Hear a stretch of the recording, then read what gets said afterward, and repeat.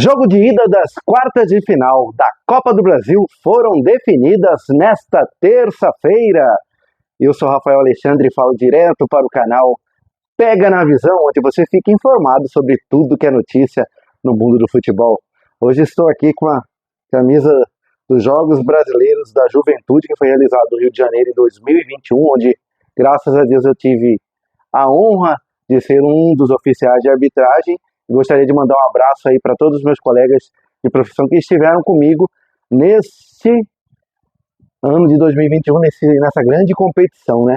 Vamos lá, o que interessa, a quartas de final da Copa do Brasil. Foi feito o sorteio nessa terça-feira na sede da CBF e ficaram definidos os seguintes confrontos. Vasco da Gama enfrenta o Atlético Paranaense, Flamengo enfrenta o Bahia, Atlético Mineiro enfrenta o São Paulo e o Corinthians enfrenta o Juventude. Que a gente pode ver aqui que clássico paulista a gente só vai ver se São Paulo e Corinthians chegarem na final, como também clássico carioca entre Vasco e Flamengo, só se as duas equipes chegarem na final. E o jogo de ida, vamos trazer aqui para vocês, o jogo de ida semana que vem. O Vasco joga a primeira em casa, então decide a vaga para as semifinais lá em Curitiba. O São Paulo também joga o jogo de ida no Morumbis e joga a sua classificação lá em Minas Gerais, na Arena MRV. O Bahia joga em casa o jogo de ida e o jogo de volta no Maracanã para decidir a vaga. E o Juventude enfrenta o Corinthians no jogo de ida em casa e o Corinthians decide na Neoquímica Arena a vaga para as semifinais. Acredito eu, na minha maneira de pensar, grandes jogos, né? Grandes confrontos. O São Paulo, que não tinha o título da Copa do Brasil, conquistou ano passado diante do Flamengo, foi campeão, era o único título que o São Paulo não tinha na sua galeria de troféus. E vamos lá, o vencedor do confronto entre Vasco da Gama e Atlético Paranaense enfrenta nas semifinais quem passar de Atlético Mineiro ou São Paulo. Do outro lado, a semifinal será disputada entre quem passar do confronto entre Flamengo e Bahia e o vencedor de Corinthians e Juventude. Analisando a grosso modo esses confrontos, Flamengo e Bahia, por exemplo, a gente vai ter um grande confronto de lei do ex, né? Que a gente costuma dizer que no futebol funciona. O Everton Ribeiro, que era jogador do Flamengo, hoje jogador do Bahia, e Rogério Ceni, que teve uma saída conturbada do time carioca, onde fazia um bom trabalho, teve alguns títulos, né, conquistados pelo Flamengo, e a sua saída foi bem conturbada, então ficou um clima ruim entre o treinador e o clube. Eu acho que esse confronto vai ser bem acirrado, tanto dentro de campo como fora dele.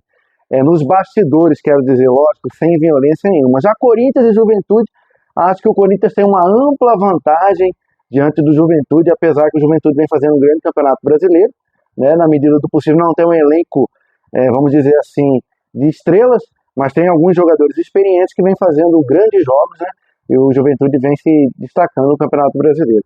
Do lado do Vasco da Gama e Atlético Paranaense, já vejo um pequeno favoritismo do Atlético Paranaense, principalmente jogando em seus domínios, né? A grama sintética, que eu costumo dizer que dá uma vantagem para quem está acostumado a jogar nesse tipo de piso.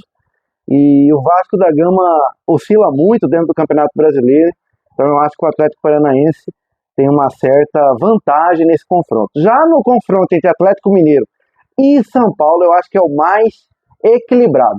Inclusive, teve uma partida recentemente pelo Campeonato Brasileiro, onde teve algumas polêmicas de arbitragem, né, no segundo gol do Atlético Mineiro, na virada do jogo, o Paulinho domina a bola com o braço e faz o gol da vitória. Então a gente tem esses, vamos dizer assim, aspectos que vão ser direcionados de acordo com o jogo. Vai ser uma rivalidade muito grande entre os clubes, mas a gente espera que tudo seja decidido com grandes jogos. E, também informando para vocês, não tem vantagem, tá? Empatou, penalidade máxima para definir a vaga. Então, não tem vantagem, né? Isso eu acho bacana também, fica mais competitivo. Antigamente tinha o gol marcado fora de casa, que contava como questão de desempate, agora não tem. E quem passar, dependendo da divisão dessa fase de quartas de final, vai levar para casa a bagatela de 4,5 milhões. Já dá para pagar uma continha, né? E quem se classificar para as semifinais leva para casa quase 10 milhões. A premiação da Copa do Brasil sempre foi bem atrativa, né? Então, os clubes aí, muitas das vezes, deixam o brasileiro de lado para se dedicar às Copas. Inclusive, desses clubes aqui, São Paulo tem um jogo difícil contra o Nacional, mesmo jogando no Morumbi, né? O Flamengo tem um jogo difícil na altitude, jogando diante do Bolívar, né? Jogar na Bolívia com a altitude de La Paz é complicado. Então, assim, serão jogos bem disputados, onde a gente já resumiu um pouquinho para vocês quem é favorito. É um jogo que não vai ter tanto favoritismo, vai ser mais equilibrado. Então, assim, agora a gente precisa ver quem dos clubes vai poupar jogador no brasileiro para se dedicar às Copas, né? Então a gente vai analisar, porque semana que vem já tem o jogo de ida, né? Na próxima semana agora.